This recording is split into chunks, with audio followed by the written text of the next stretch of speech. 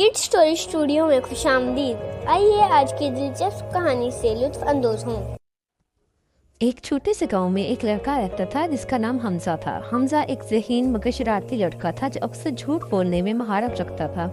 इसकी आदत थी कि एक किसी से कोई काम ना होता या मुश्किल पड़ जाता तो फौरन झूठ कर देता।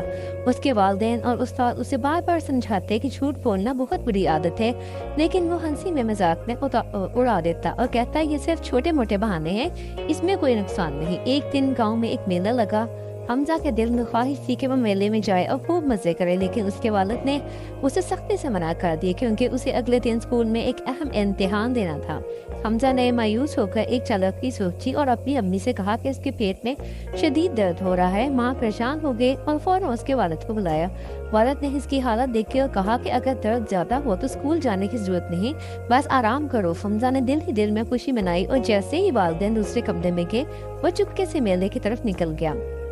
मेले में पहुंचकर वो झूले लेटा, मिठाइयाँ खाता और हर तरफ घूमता फिरता रहा। अचानक उसकी नज़र एक जादूगर के खैमरे में पड़ी जहाँ बड़ी तादाद में लोग जमा थे। वो भी तजस्सुस के मारे आगे बढ़ा। जादूगर एक लंबी सफ़ेद दाढ़ी वाला शख्स था जो लोगों को मुख्तलिफ जादुई करतब दिखा रहा था।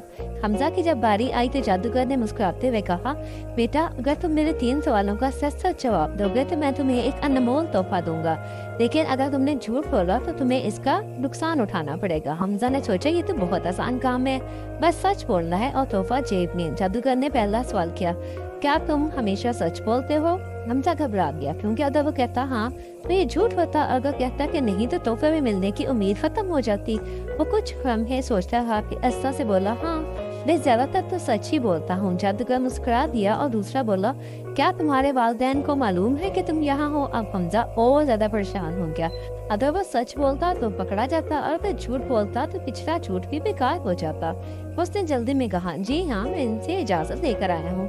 जादूगर ने गहरी नजर से उसे देखा और तीसरा सवाल किया, क्या तुम्हारे पेट में वाकई दर्द था? अब हमजा के हाथ पैर कांपने लगे।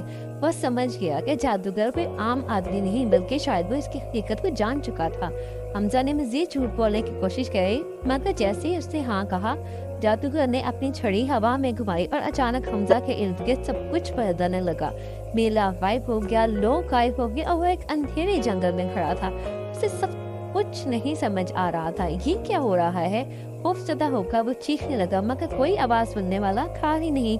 कुछ देर बाद एक सरगोशी सुनाई दी, झूठ का अंधेरा सच की रोशनी को छुपा देता है। जब तक तुम सच नहीं बोलोगे ये अंधेरा खत्म नहीं होगा।